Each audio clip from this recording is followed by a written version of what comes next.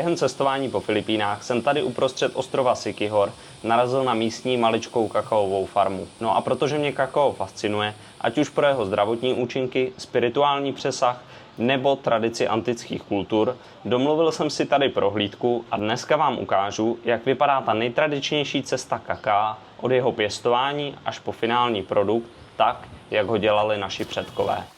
So the history of cacao, for us in the Philippines, it was actually brought to us by the Spaniards.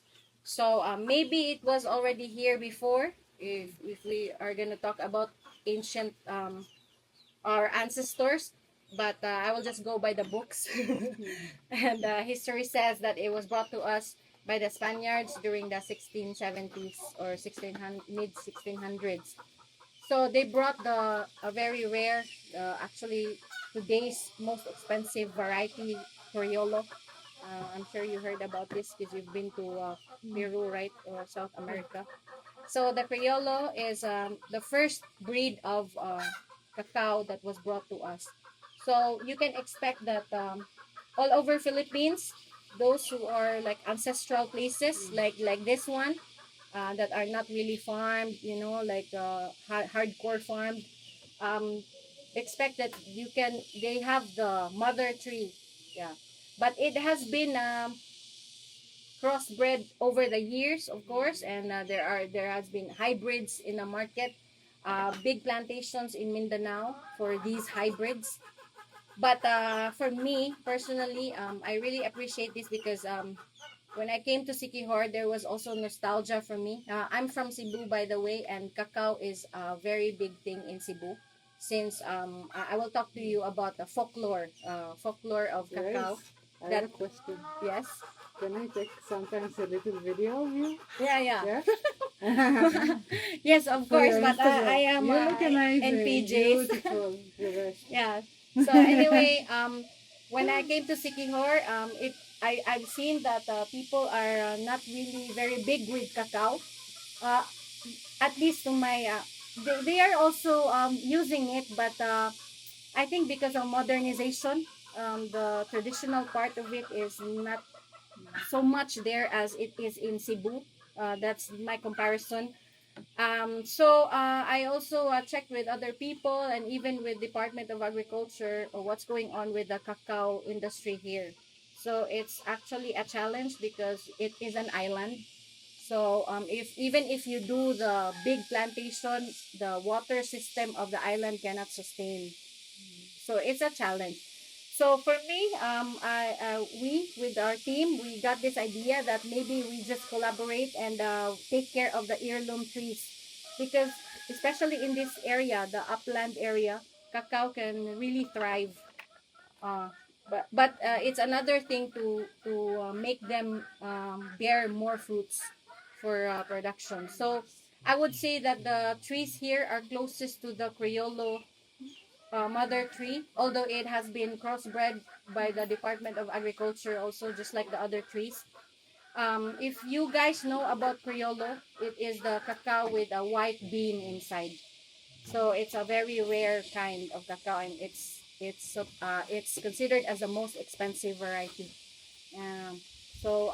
It was brought to us by the Spaniards before, and now the cacao trees here in the entire Philippines are, it's hard to find the Criollo type already. But here in this ancestral place specifically, I will just say that I consider our blend very special because it's still closest to the, mother tree.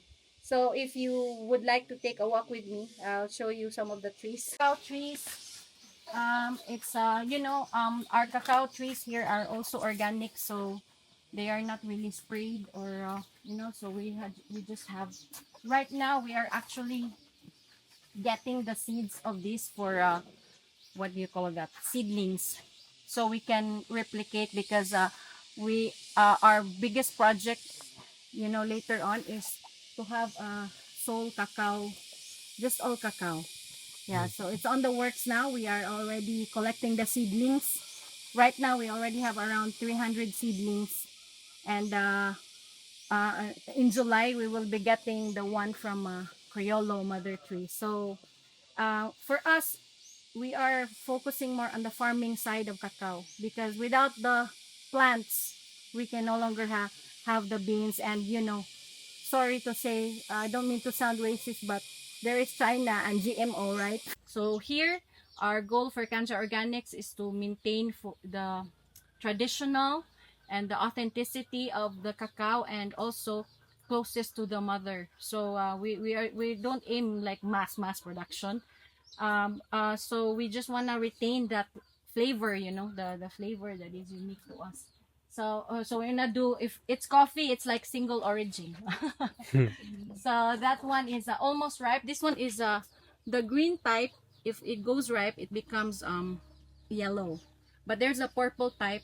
If it becomes ripe, it becomes yellow orange. So Vit, maybe you can harvest that one. This is the purple fruit. Okay. Then the ripe one should be yellow orange. These are small. Native cacao is traditionally small. Everyone has, you can expect that every household there is one cacao tree in the backyard that's giving them the cacao drink every morning. So the tradition is like early morning. It's a pre-breakfast thing. The mother in the household or the grandma would make the cacao drink like around 5 a.m. and the children and the other members of family starts waking up. So then we drink the cacao and have a delicacy, usually like a rice cake or the suman. Some people, they try to shake the pods, and if you can hear like a little sound that tells you that the beans are kind of separated from the pods already, that's a good way to harvest it already. Okay. So you can So if it makes sound, it means it's ready. yeah. Nice.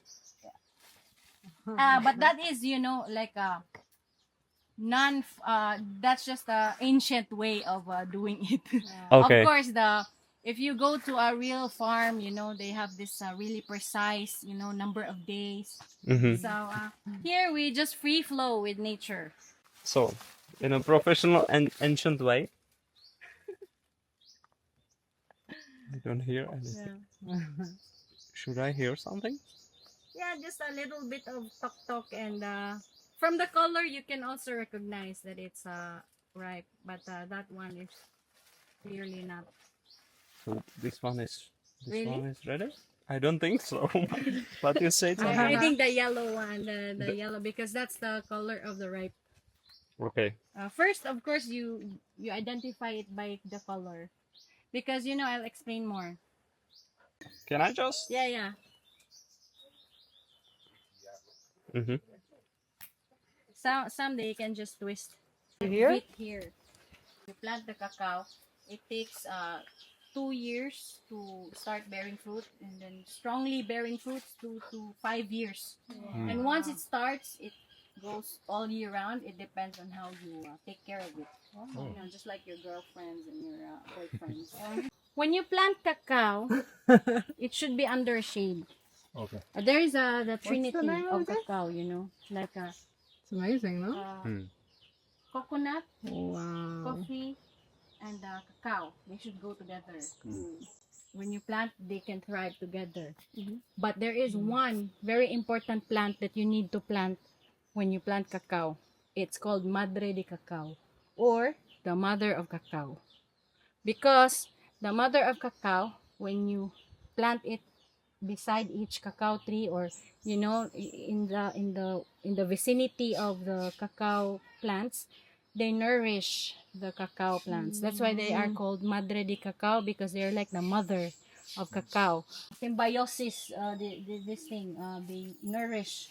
They have the nutrients that the cacao trees need. Tady to je kakao flour a ten liquid, ta tekutina, se může používat jako přírodní šampon. How are the roots of the cacao trees? Is it like flat or deep in the ground? Flat, and mostly flat, because you know why? The roots, the fruits, they can go until the roots. Oh, Yeah, okay. because the flowers, they can go till the roots. Depends on how you take care of them. Yeah, so actually, the cacao, you have to clear the roots, because they do like this. You see? Okay. And you can find more there, like bigger roots. Yeah, this is avocado. And there is a really one big tree of cacao here. This is I think the one of the oldest cacao tree, this one. Here, see, you see the flower? Maybe Vicky will. Mhm. See, it's very nice. That will turn into this. Oh, that's so Yeah. sweet. See? Yeah, That's why you don't touch the flowers, because they are the future. Yeah, and you don't touch the trees because Yeah, so you see the fruits, even up to the fruit, it will bear fruits. This one got some mold, or Yeah, because no pesticide. It can, Oh, the yeah. fungus can get inside. This is the problem with cacao fruit. This is the enemy of the fungus. Once they hit the fruits, it's kind of contagious. Mm. It's gonna go to the other fruits as well. So actually, this has to be removed. Go up there. Yeah. Yeah, it should be. It should be right. a big one. Thank you, baby. Savadihap. Yeah, so maybe picture time with all cacao. Okay. No. No, sorry. I wanted to be like, Yeah. More look like deeper. professional, but A bit deeper. yeah. Yeah. Yeah, that's gonna work. You scared? Oh, it's okay. Under control. Ah, okay. Now it's really ripe. Ripe. Okay. Okay? Mm-hmm. Okay, so Nice. this is the very interesting part of this cacao tour is the fruit, because the fruit is so different from what you're gonna experience when you eat the fruit. Here, in this stage, it's just like eating another fruit, mostly. Okay, bon appetit. How do you say that? Yep. Dobrou chuť. Yeah. Okay. Yummy. You should have some too. Yeah. It's okay. You said not hurt the Yeah. beans, right? Yeah. And then put the beans here. Yeah, or into the plate. So are you saying that all the beans here have been licked by people from all over the world? And then I said yes. And then they all laughed. But the process is we sun dry, we ferment still with all the lump of the beans, and some are not eaten. Like for us, we don't eat the flesh anymore because we just save them for the fermentation. Okay. And because it's gonna bring flavor. We ferment or dry the beans until it becomes like this. So this is now your dried cacao after fermentation. You see, this is after fermentation because you can see the flesh still covering it. You see? And this is maybe sun dried because it's so clean. Oh. And it goes also washing, after some people or us eating it. This is a bit technical. For production, when you roast the beans, the actual beans, you have to dehusk it. So you need to remove the husk. A process which we will do later. Traditionally, we just use the hand. But if there's like more beans, we use a little help from the little innovation to crush the beans. But traditionally, we just use our hand to peel the husk, to peel the beans. It's a fun activity with family, while you clean. It's also like a nostalgic story for me is that when we were kids, the mother, the grandmother, or the sister, they would peel the husk and talk about, So this is I think this is the mystery of cacao because when you make it, the flavor of cacao, it really depends on the one who makes it. Because if you're not using the machinery, the factory machinery, then it's just your, the spiritual side. It can be your intention. It can be, your hopes and dreams that you're roasting with the beans. So it should start smelling, and when it starts popping up, just like popcorn, you can hear it, and then it should be, you're on the right track.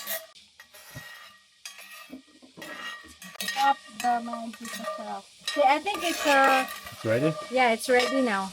We just do like medium. Okay. So I turn it off. Yeah. But if it's more quantity, to make it faster, we use this bean crusher.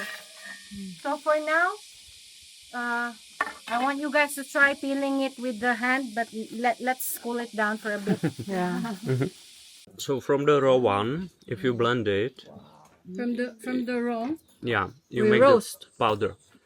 No. If you don't roast, you can make the powder Yes. like a raw powder. Yeah. Okay, and from this one, from the roasted one, This is the chocolate after the paste, and then it hardens into chocolate, yeah, dark amazing, chocolate. I mean. amazing.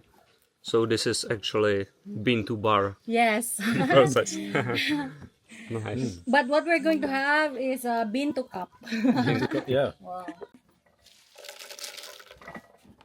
There's few quantity. Crush, like that. You can always go back if it's too hard to you. So everything falls there. Yes, please.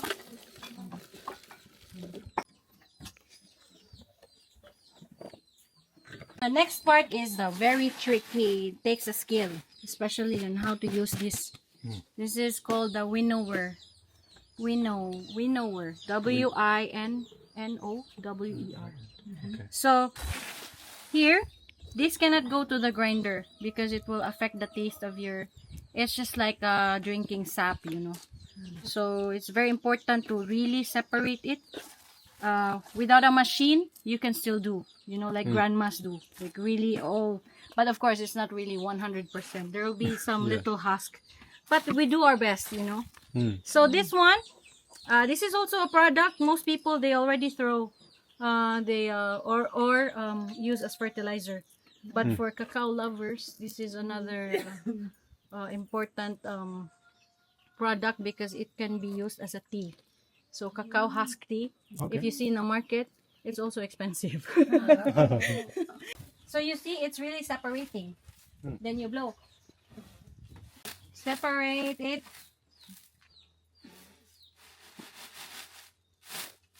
It's better if there's a lot of it. It's easier. Next time I will increase the quantity. My grandmother or my mother, they really peel the beans by hand because they separate the whole beans from the crushed ones and they make it separately.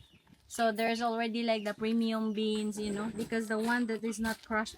But I don't know. I'm still going to experiment on that part of the tradition because for me also I'm going back to the tradition. I cannot show you the grinding part because we don't have the grinder here yet. However, like when we grind, we have to be there, because we don't want to mix the products. So there are also some rules and regulations there. So that's why it's a separate, the grinding is a separate thing. But even if you're going to use a coffee grinder now, the result will be a paste. When the paste is like, it's so wet, right? We let it stand for at least like 8 to 10 hours. And then it's hard enough to be molded because this is like artisanal dark chocolate. So we do by hand also, the rolling. And in our country, it's called tablea. It's the pure cacao mass. Okay. But tablea also because it's shaped like a tablet. But we do the ball form. Anyway, each ball for our blend is 20 grams, approximately 20 to 21 grams, and it's good enough for 1 cup. So that's the dosage that we have here. Chocolate, So I'll get 4 for the 4 cups. Oh. That sign you should have one with us. Huh? That was a sign you should have one with us. Oh yeah, of course. Why not? I'm gonna make the cacao drink for all of us, and we'll share the cup later. As a Filipino, there is no cacao ceremony in our culture. Cacao is a very huge part of our culture because it's a staple thing, like for breakfast beverage, like an alternative to coffee, or we just drink it for healthy reasons. So there is no such thing as cacao ceremony like the one you described. However, of course I've read some stuff and met people also who are doing cacao ceremony, and I think it is influenced by South American culture. Oh, so yeah, the chickens are here. We are so hungry now. Yeah, sorry guys. So I think it's mostly influenced by Aztec, Mayan culture. So, like you said, the New Age I feel like people just make belief this system. up. So, I cannot agree or disagree, but I've been to cacao ceremonies myself. It's not a bad thing also, Cacao scientific name is Theobroma. And the vitamin what do you call that? Like vitamins and minerals inside is Micronutrients. theobromine. Theobroma is called translated to English is food for the gods. So it really opens up something in you physically, and recently there's been studies that talks about stem cells. Cacao helps with development. How do you say that? Development of stem cells. It helps you produce more stem cells. It's good, it's now the topic of those people who are in the stem cell research. Okay. So it's a very good thing. So I would just say I will just add to that my personal opinion on it is that every tradition, every culture, they have a very different take of every product anyway, not just cacao. But generally, at the end of the day, it's still a precious commodity, a very healthy product, and you can always enjoy it with your loved ones. That I would like to clarify some people, because mostly foreigners are coming here, and they're enjoying the hot chocolate, and they have a very different expectation, like Swiss Miss or what else, Cadbury. It's not like that. We are making the sikwate. So in the Spanish time, it's called chocolate. And there are two types of chocolate based in our history by the Spaniards. There is the chocolate E and the chocolate A. So they use it as a status symbol. Like if you're a visitor, this is Spanish time. If you're a visitor and you're offered with a chocolate A, it means it's a concentrated hot chocolate drink. It means more cacao, meaning more expensive. So you are considered as an elite, because during the time of Spanish, there's always this class, You are ilustrado. We have this term. Ilustrado is you're from the elites. It's like that. The society was like that. And us Filipinos, we were treated as, I don't want to talk about that. But, there is this status, class status that that would make the guest feel like if you're offered the chocolate A, then it means that you are a very respected guest. But if you are offered the chocolate A, it's less cacao. It's more bland. What do you call this? Lasaw ba? We call it layaw. Layaw, like there is less cacao in it. So you are just a regular guest. But what I'm about to offer you guys is the chocolate A. Starting to boil. Actually, you don't need the cacao to boil balls. Filipino sikwate is just pure. It's just pure. But of course, you can experiment on different flavors. the one you said where you put chili or some salt and pepper to enhance the taste. Yeah. That is so I would say Western or I don't know, South American. It's a foreign thing because we don't do that as Filipinos. So I always show the contrast because we are in practicing different cultures and we are from different places, and culinary wise, I've seen also I have friends who really do magic with this cacao because they put a lot of flavors.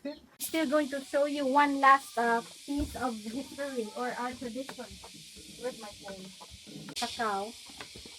From this without the grinder, we use the mortar to create the paste. We use the mortar like this. Wooden mortar. This is from the museum, no? And we have the baterol. We need to whisk while making the sikwate. So we use this baterol. There, traditionally, we just use the mortar vessel. So one day I wanna do that also. You know, the demo. There's all this shebang. So you make your own cacao. You roast your own cacao. It's like an individual activity. Beverage for breastfeeding moms. Yeah. Because they help us produce more milk. Yeah? Yeah. Wow. According to tradition. So cinnamon, turmeric, chili, Chili, cardamom sometimes maybe. I saw yes, cardamom. nutmeg. And the coconut milk also. That's nice. It makes sense because these ingredients are not local. Sometimes cayenne. Cayenne is okay, cayenne, but maybe we have local cinnamon. We have local cinnamon actually, Put a little bit could be nice. but we don't have it now. I use honey. Once it get under 42 degrees, honey is wow. Yeah. We have also this cacao. What do you call that? Cocoa nectar, but I don't have it here. Soon I will take it here. It's also you know the base of cocoa sugar.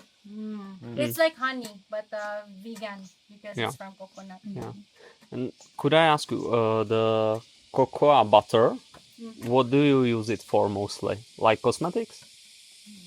Yeah, but for us, we don't really use it that much. But cocoa butter is for cooking, culinary stuff. Okay, more than cosmetics. Yeah. Because in Europe, it's really famous for cosmetics Because things. it's expensive. Yeah. And it will get more expensive if it becomes cosmetic. Yeah. Because food is, sweetener or your salt and yes, pepper. O kakao se říká, že dokáže člověka více propojit se svým vlastním vnitřním světem, konkrétně se srdcem. Z toho důvodu se nejprve před prvním lokem přikládá k srdci a poté k ústům, abychom do něj zašeptali svoji vlastní záminku, to, čeho chceme docílit. Process more, refine more, then it becomes chemically bad sugar. You want? You can buy the coconut sugar. I didn't